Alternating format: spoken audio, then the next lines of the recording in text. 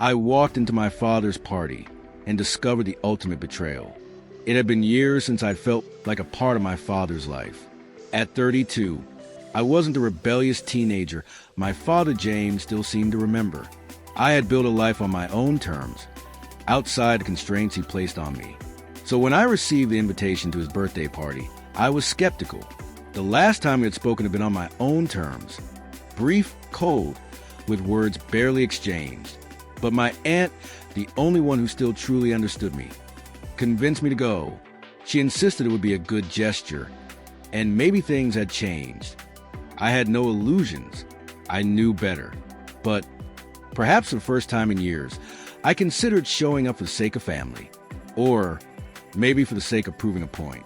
I couldn't decide which. Still, I couldn't resist the idea of taking control of the situation. My parents had divorced when I was 10. The separation wasn't ugly, at least not outwardly. There were no shouting matches or courtroom dramas. But the emotional toll it took on me shaped the person I would eventually become. My father, James, moved on quickly, remarrying within a year of the divorce to Stephanie, a woman with 2 children from a previous marriage, Hunter and Olivia. At first, I wanted to believe in the fairy tale. I was just a kid, after all, and I wanted to make my father happy. Stephanie was nice in that overly sweet, fake kind of way, all smiles and hugs. She made sure to tell me over and over that we'd be best friends. But as time passed, I realized her true motives, to turn my dad's attention away from me and toward her own kids. As my father's attention shifted toward Hunter and Olivia, the small things began to add up. I was no longer a priority. I missed soccer games because he was busy with Hunter's sporting events. I was forgotten at school while Olivia's dance recitals were celebrated. The bitterness festered, and by the time I was 14, my life had become about serving their needs. Babysitting, chores, and the constant reminder that I was a mature one, the one who had to sacrifice. If I ever voiced my feelings, my dad sighed deeply, calling me selfish, while Stephanie encouraged me to be a good example. That was a role she wanted me to play. The invisible, responsible daughter who quietly accepted her place. The final straw came when my father drained the savings account that my mother had set up for my college tuition. It was an act of betrayal that cut deeper than anything else. My mom fought tooth and nail to get that money back. But by then, the damage was done. I was furious. But even more so, I felt invisible. My father had never seen me as his daughter. Instead, I was just a cog in his perfectly curated family machine. As I entered high school, my relationship with my father was already damaged beyond repair. We barely spoke during my final year, and when I left for college, I made it clear that my life didn't revolve around family events. I paid for my tuition and everything else on my own. I didn't need their approval or help, and I certainly wasn't going to play into their idea of what I should be. Years passed, and the invites kept coming. My father continued to extend invitations to family events, but it always felt like an obligation, not a real effort to connect. I could see the way they looked at me, as if I were the one with the problem. Meanwhile, Hunter and Olivia were always held up as the shining examples of what my dad wanted. The invitation to my father's birthday party arrived, and with it, a flood of memories, none of them pleasant.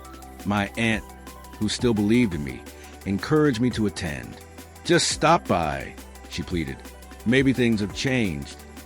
Spoiler, they hadn't, but I still decided to go. I wasn't sure what I expected, but I needed to go, maybe for closure, maybe to finally prove that I didn't need their approval. Walking into the lavish birthday party felt like stepping into a world where I didn't belong.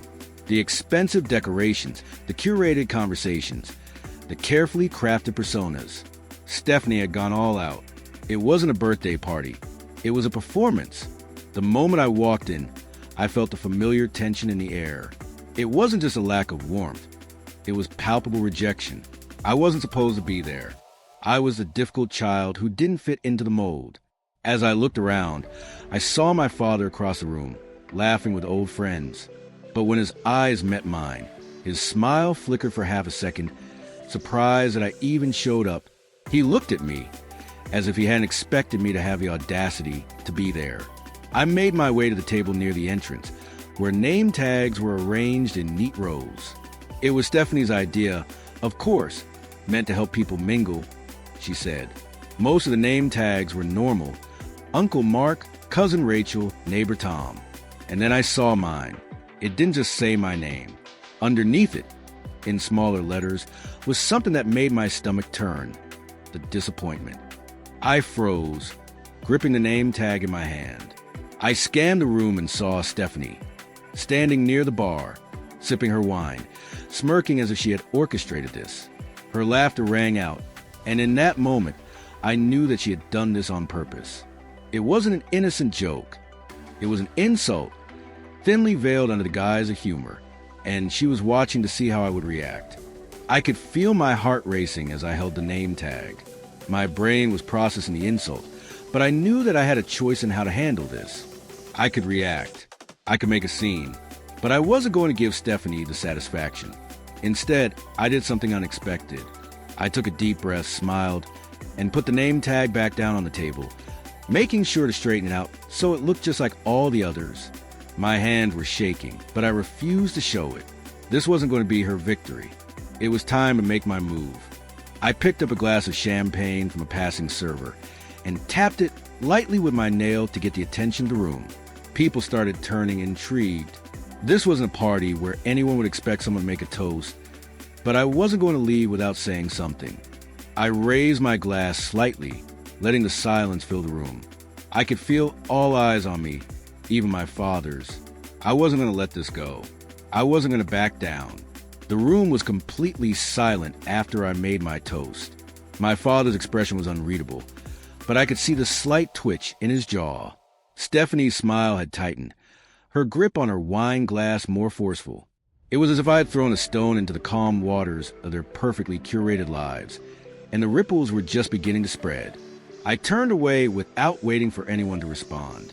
I wasn't interested in their reactions anymore. I was tired of being the person they wanted me to be, tired of playing their game.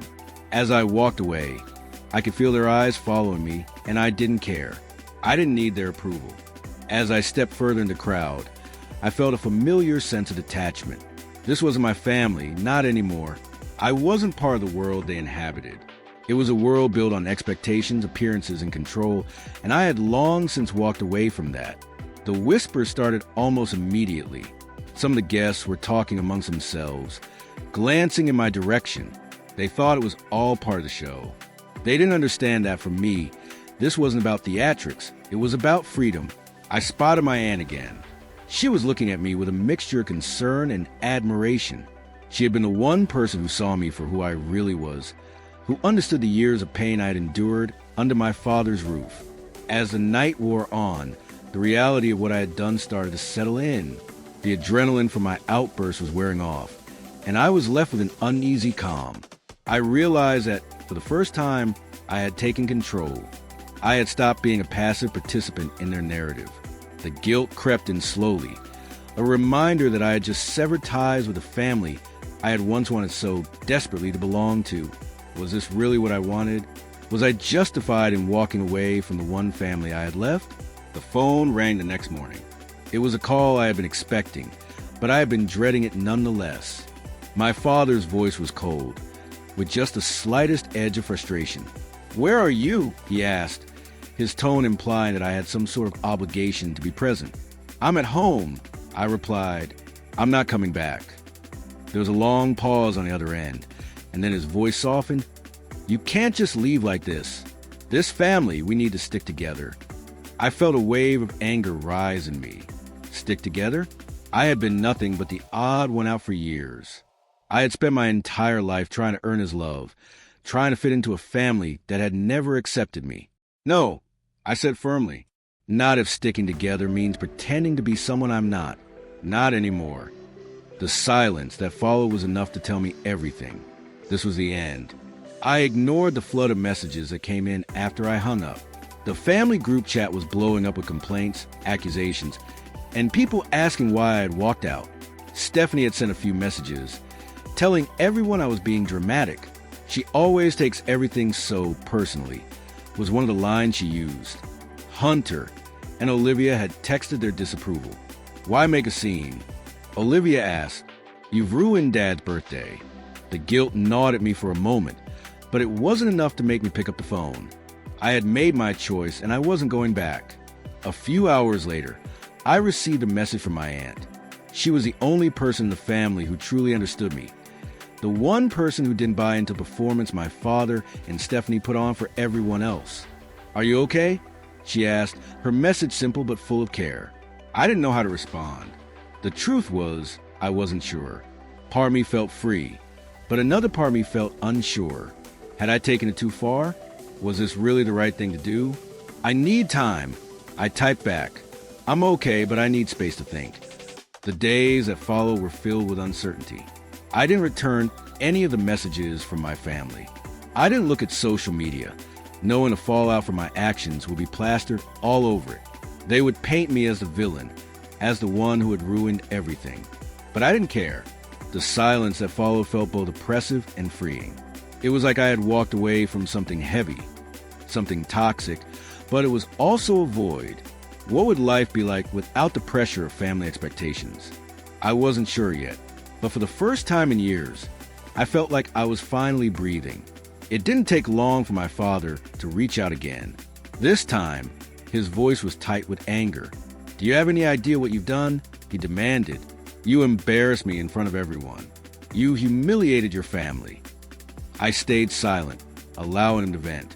He wasn't angry because of what I had said. He was angry because I had broken the illusion he had spent years building. His perfect family was crumbling, and I was the one who had caused it. I'm not coming back, I said firmly, not if it means playing the role you've assigned me.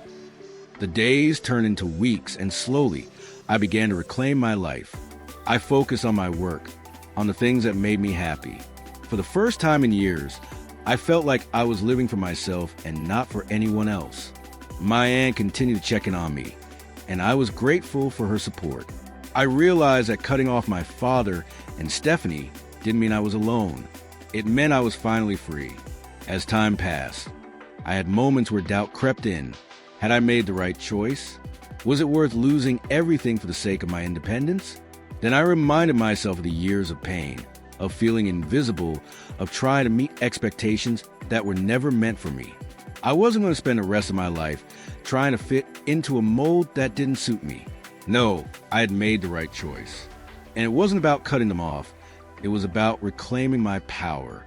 The guilt hit me one night when I was alone, lying in bed. I thought about my father. I thought about the good times we had when I was younger. I wondered if I had been too harsh. But then I remembered the way he had always treated me. Like I was never enough. I had spent my life trying to prove myself. And I had finally realized that I didn't need to anymore. A few weeks after my departure from the family drama, I received a text from Stephanie. Hope you're happy with your decision, she wrote.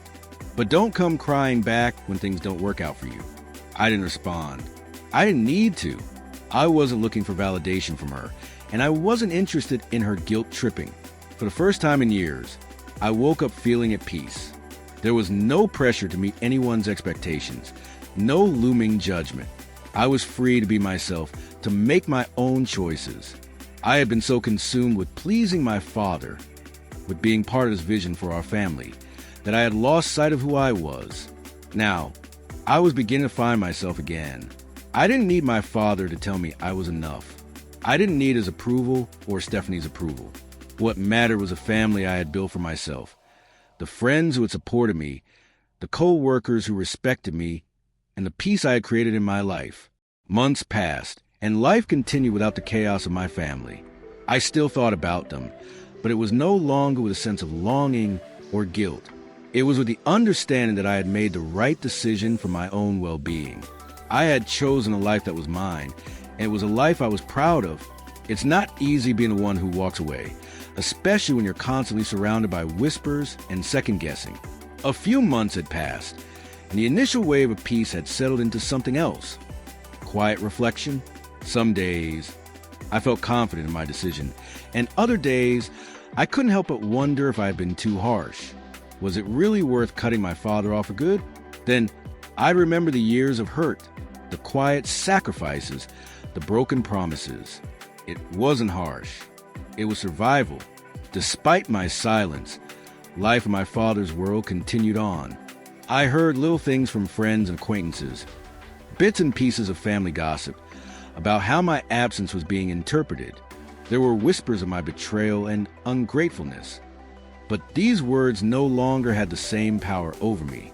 The longer I stayed away, the clearer it became that their narrative of me was nothing but a facade. It was all about control, about making sure I stayed in my designated role as the difficult child. I wasn't their problem anymore. I was mine. A few months into my self-imposed exile, I received another invitation. It was for Olivia's wedding, a grand affair I could already tell would be all about appearances. Her engagement ring, the lavish ceremony, and the endless validation my father would seek from others. I stared at the invitation for a long moment before tossing it aside. I wasn't going to be part of her perfect show. I had enough of that. Then, one evening, my phone rang. It was a number I didn't recognize, but I picked it up anyway. Hello? Hey, it's Hunter. My stepbrother's voice came through, sounding hesitant but not entirely unfriendly. Hunter, the golden child, the one who could do no wrong in my father's eyes. Hey, I replied, trying to sound casual, though my stomach churned. I know we haven't really talked in a while, but, Dad's not doing well, he said, his tone uneasy. My heart skipped a beat. What do you mean, not doing well? He's kind of a wreck. With everything that happened with you, and then the wedding, he's been kind of distant. I don't know, I just thought you might want to know. I didn't know what to say. Part of me wanted to hang up, to let it all fall apart without me. But another part of me felt a pang of something, guilt, maybe, or the old longing to fix things. Thanks for telling me, Hunter, I said slowly. But I'm not coming back. Not for him. Not for any of you. The silence on the other end stretched longer than I expected. Hunter's voice softened. Okay, I just thought you should know. I hung up the phone, feeling a strange emptiness in my chest. Was that closure? Or just another piece of my past I couldn't escape? As the months continued to pass, I found myself more and more immersed in my own life. I focused on my career, built new friendships, and even started a few personal projects. For the first time in a long time, I felt like I was living life on my own terms, without apology. I'd never realized how much of my energy had been consumed by the toxic family dynamic. Now that I was free from it, I could finally breathe. While my biological family remained distant, I found a new kind of family. Friends who didn't judge me for my past, who didn't expect me to fit into a mold. They accepted me for who I was and were there when I needed them. There were dinners, outings, quiet moments of laughter, and support when I needed it most. They were the family I had always dreamed of, one built on mutual respect, not expectations. There were days when I felt the absence of family. It wasn't about the big events or the holidays. It was the small moments, the times when you want to pick up the phone to share something funny or important. That was when the reality hit. I didn't have that family anymore. And then I remembered that I didn't need them. I had built something better. It was just hard to shake the weight of loneliness, sometimes. Out of the blue, my father reached out again. This time, it wasn't a cold phone call or a terse message. It was a letter. He had written it with his usual formality, but there was an undertone of something different. I've been thinking a lot about the way things went down between us. The letter began. I know I'm not perfect. I know I've made mistakes, but I want to try. I don't want to lose you. I stared at the letter for hours. Part of me wanted to throw it away. Part of me wanted to respond, to open that door again. But I knew what that would mean. It would mean letting him back in, letting him dictate my life again. I wasn't ready for that. I received a text from Stephanie shortly after, responding to the rumors she had heard about my father's mental state. Your dad is upset, and honestly, I think you're being selfish, she wrote. You should come to the wedding and show some support for the family. I didn't even bother to reply. There was nothing to say. I didn't owe her anything, and I certainly didn't owe her any explanation for how I was choosing to live my life. The wedding came and went. Olivia had gotten married in a massive ceremony with everything I had expected. Grandiosity, perfection, and a silent undercurrent of my father's expectation that I would attend. I didn't. I wasn't going to play my father's game anymore. It wasn't about revenge. It was about peace. And I had finally found mine. In the month that followed, I grew more and more comfortable with the life I had created. My work flourished. I took up new hobbies. And I even started dating someone who accepted me for who I was unconditionally. I was building the life I deserved, one that didn't revolve around the drama and control that had suffocated me for years. It was then that I realized something profound. My father and Stephanie had always tried to make me feel like I wasn't good enough, that if I didn't meet their expectations, I wasn't worthy of their love. But now, with space between us, I understood that I didn't need their love to be happy. I was enough on my own.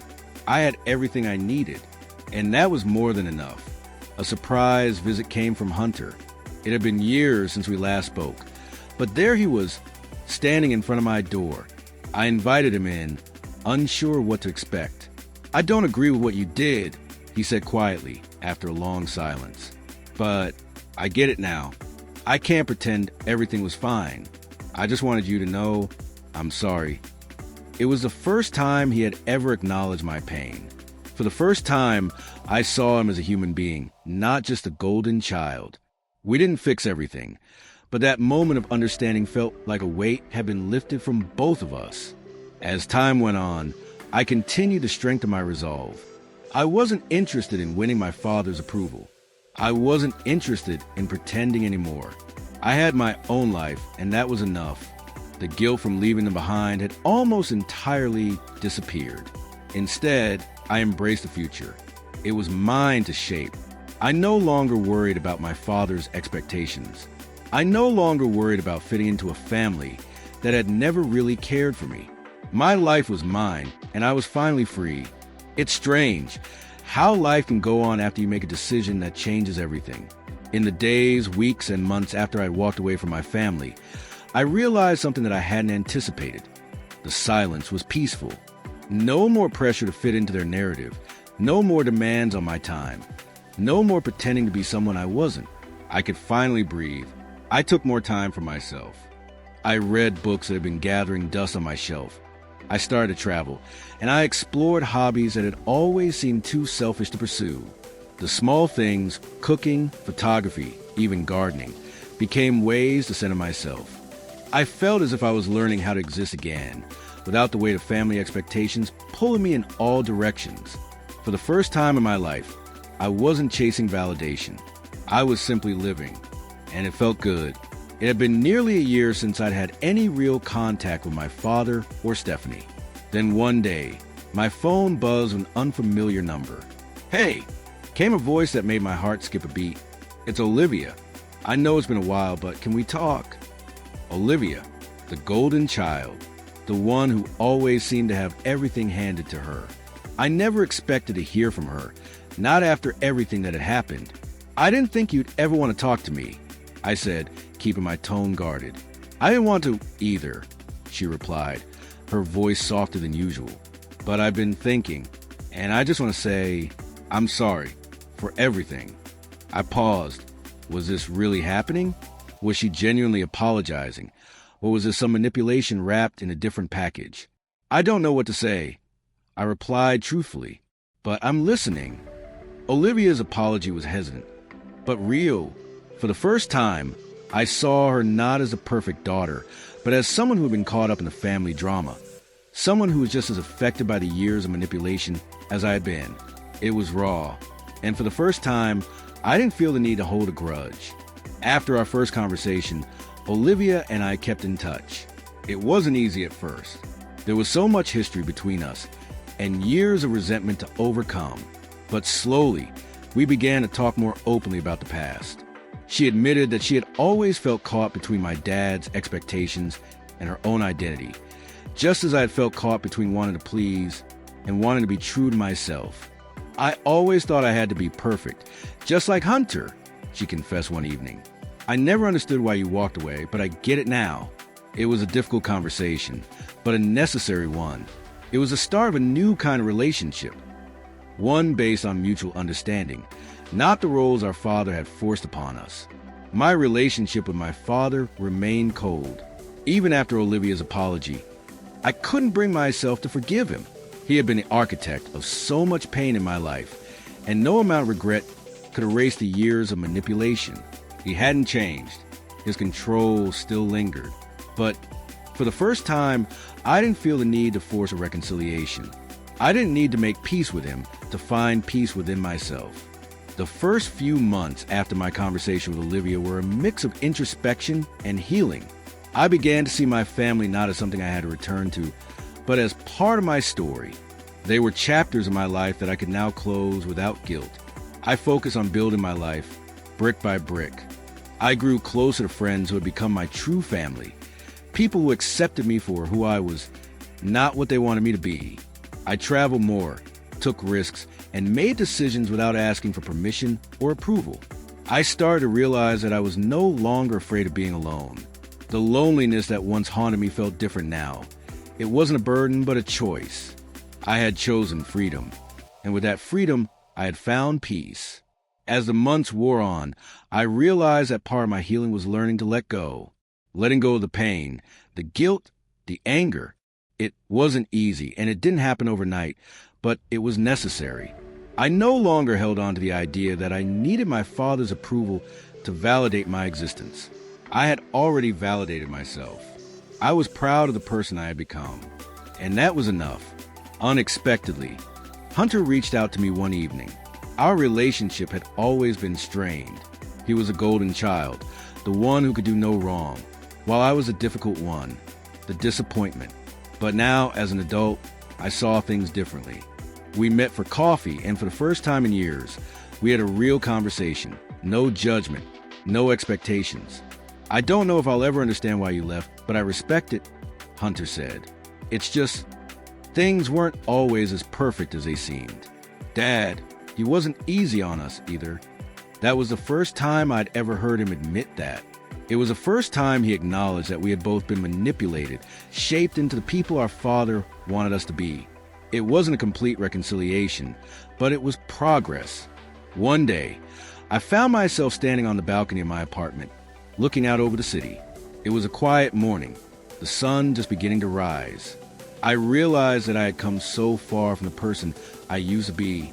I had built a life for myself, far from the expectations of my father and stepmother. I was no longer the disappointment.